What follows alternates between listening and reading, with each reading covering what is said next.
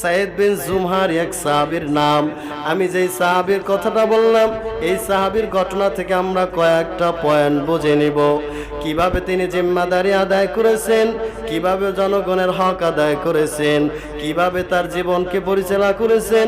হযরত ওমরের পাশে বসে হযরত ওমরকে উপদেশ দেয়, ও আমিরুল মুমিনিন, রাষ্ট্র চালাইবার ক্ষেত্রে সবচাইতে আমার আল্লাহরে বেশি ভয় করবেন।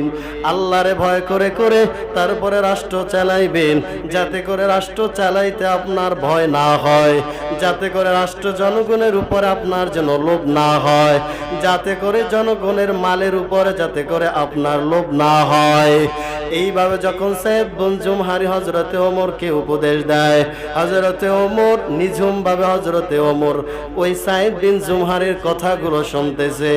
আবার সাইদ বিন জুমহারি হযরতে ওমরকে উপদেশ দেয়, ও আমিরুল মুমিনিন, আপনার ছেলে আব্দুল্লাহর জন্য যেই জিনিসটা পছন্দ হয়, আপনার রাজ্যের সন্তানদের জন্য সেই জিনিসটা পছন্দ করবেন।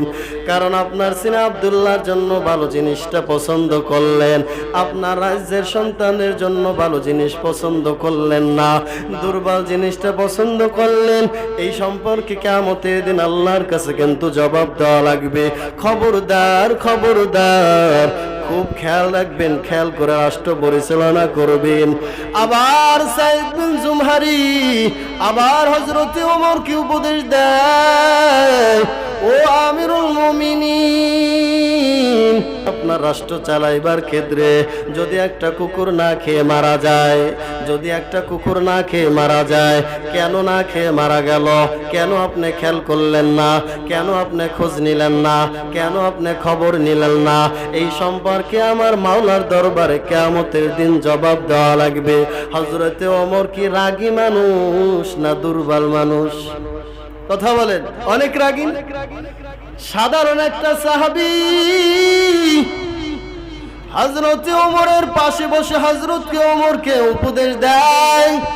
আর আমাদের এমপি মন্ত্রী বাংলাদেশের যদি কোনো এমপি মন্ত্রীর কাছে, ইউনিয়নের চেয়ারম্যানের কাছে যাইসা অসহায় দুগ্ধ একজন সাধারণ মানুষ যদি উপদেশ দিত, এমন ধমক মারতো আর বলতো, তোমাকে আমার জ্ঞান দেওয়া লাগবে না, আমার জ্ঞানের অভাব নাই, আমার বুদ্ধির অভাব নাই, তোমার বুদ্ধি নিয়ে আমার রাষ্ট্র ইউনিয়ন চালানো দরকার নাই, যাও যাও, যেদিক দিয়ে আসছো সেদিক দিয়া পালাও। ঠিক কিনা বলেন?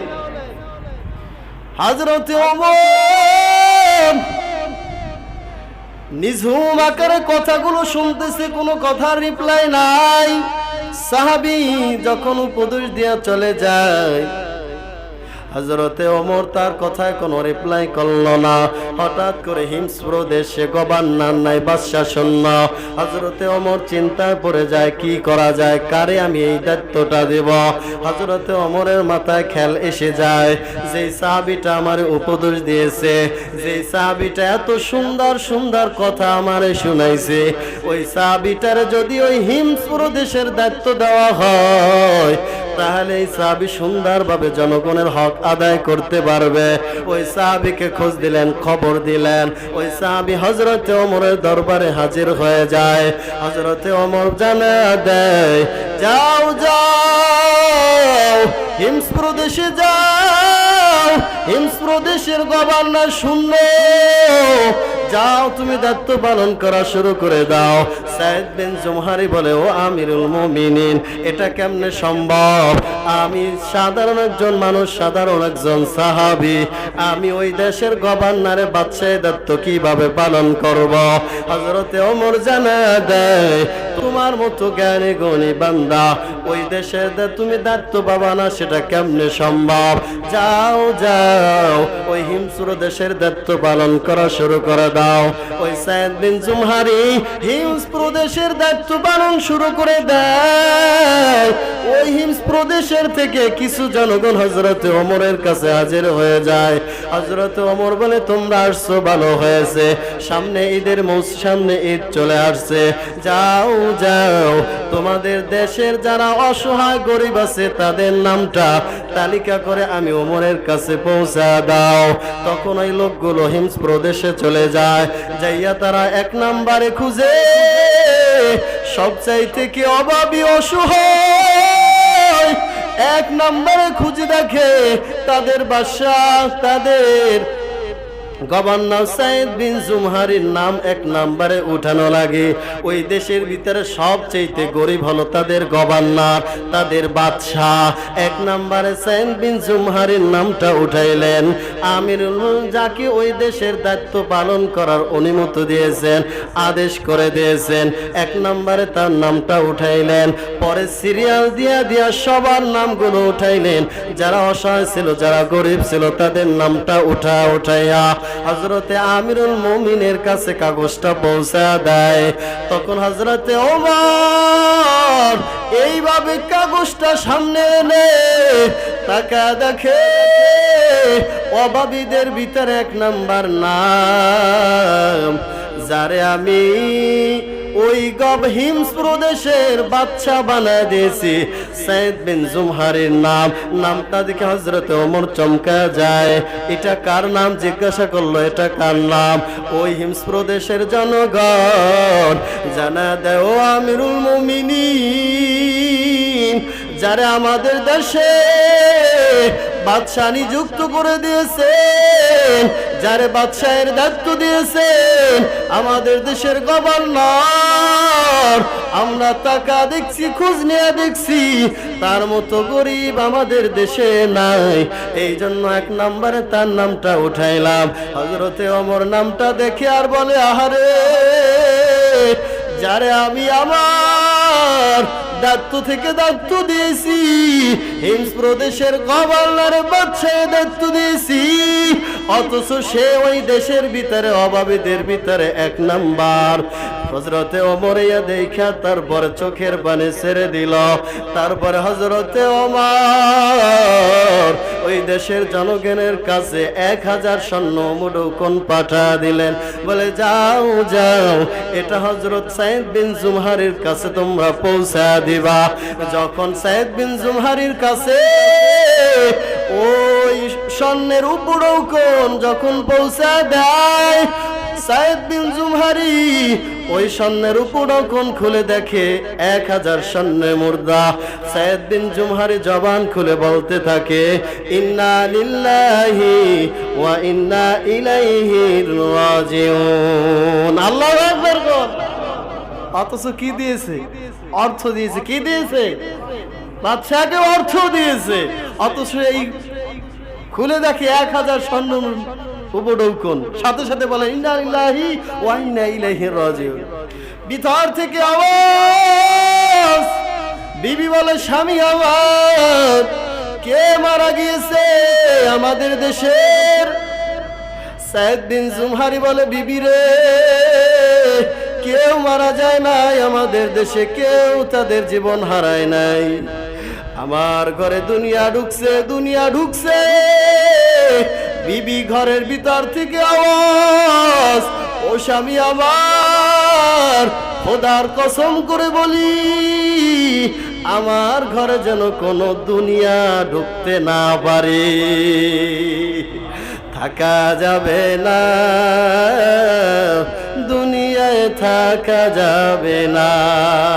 থাকা যাবে? কারবায় আবার আসবে মরণ, কারবায় আবার আসবে মরণ, কেউ তো জানে না, থাকা যাবে না, দুনিয়ায় থাকা যাবে না। ঠিক কিনা বলে? বাকি সামনে কথাটা একটু বলবো, শেষ করবো, যদি অনুমতি দেন তাহলে বলবো, সময় তো আমার।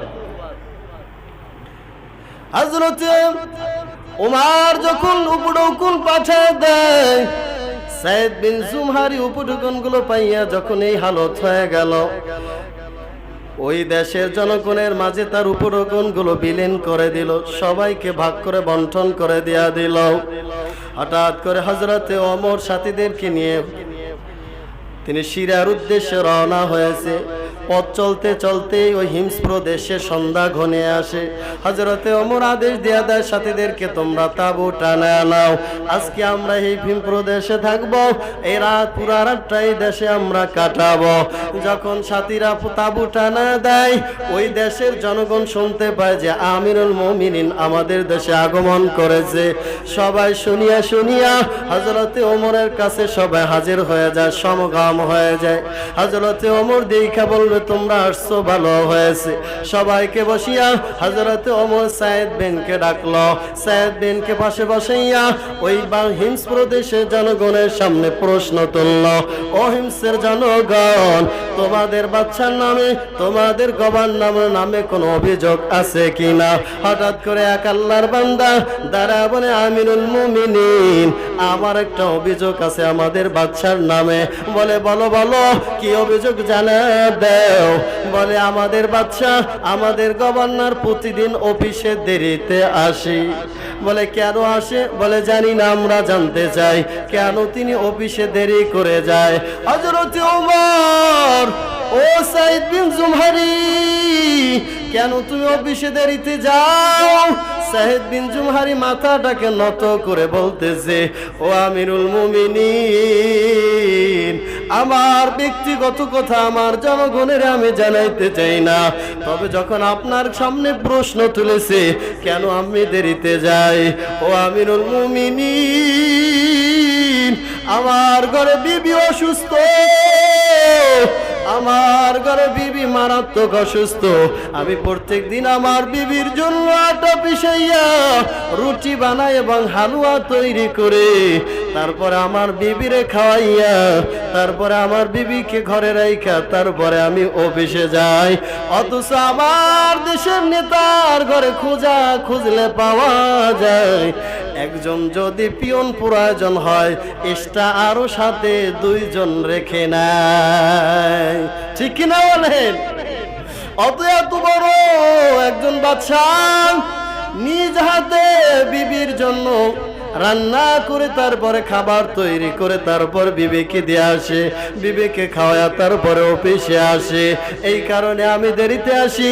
আবার হযরতে ওমর যখন আবার দ্বিতীয়বার প্রশ্ন তুললেন, এক আল্লাহর বান্দা ওই হিমসের জনগণ একজন দ্বারা বলে, আমার একটা অভিযোগ আছে। বলে, জানা দাও কি অভিযোগ? বলে, আমাদের বাদশাহ সপ্তাহে 7 দিন 6 দিন অফিস করে, একদিন অফিসে আসে না। কেন আসে না আমরা জানতে চাই। হযরতে ওমর সাইদ বিন জুমহারিকে বললেন, কেন তুমি শুক্রবার অফিসে যাও না?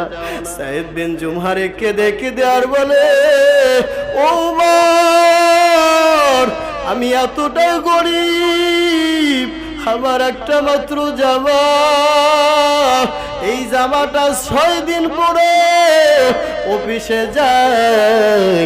শুক্রবার এই জামাটা ধৌত করে পরিষ্কার করে, এই কারণে আমি শুক্রবার অফিসে যাইতে পারি না। এই হলো একজন বাদশার অবস্থা। আবার হযরত উমর বললেন, আর কোনো প্রশ্ন আছে কিনা বলো। হিমসের জনগণ থেকে একজন এক আল্লাহর বান্দা দ্বারা বলো, আমার একটা অভিযোগ আছে। বলো, জানা দাও কি অভিযোগ? বলে, আমাদের বাচ্চা দিনের বেলা আমাদের খোঁজ খবর নেয়, রাতের বেলা খোঁজ খবর নেয় না। রাতের বেলা আমরা গেলে আমাদের সাথে সাক্ষাৎ করে না, মোলাকাত করে না, দেখা করে না। কারণ কি আমরা জানতে চাই। সাইদ বিন জুমহারিকে হযরত ওমর প্রশ্ন করলো, কেন তুমি রাতের বেলায় দেখা করো না? সাইদ বিন জুমহারি আরো কান্না বেড়ে যায়।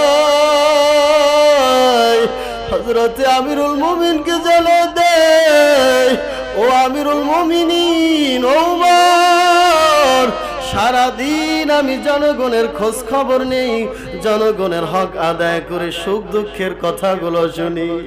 রাতের বেলায় আমি আমার আল্লাহর গোলামি করি, আমি আমার আল্লাহর ইবাদত করি, আমি আল্লাহর ডাকি, আল্লাহর কাছে ক্ষমা চাই। আমি আমার মালিককে বলি, ও দার মালিক, আমার এত বড় দায়িত্ব দিয়েছো, যাতে করে এই হিমস প্রদেশে জনগণের দায়িত্ব যেন পালন করতে পারি, যাতে করে প্রত্যেকের হক আমি আদায় করতে পারি, যাতে করে প্রত্যেকের দুঃখ আমি যেন বুঝতে পারি। রাতের বেলা আমি আমার মালিকের গোলামি করি, এই কারণে আমি দিন রাতের বেলায় আমি এই হিংস্র দেশের জনগণের সাথে সাক্ষাৎ করি না। ও আমিরুল মুমিনিন, রাতের বেলাও কি আমার মালিকের গোলামি করতে দিবে না?